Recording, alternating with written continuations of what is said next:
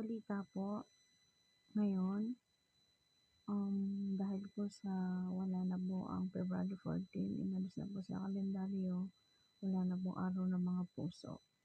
Kaya po sa mga nagpulibok diyan ng mga hotels, tripan niyo na.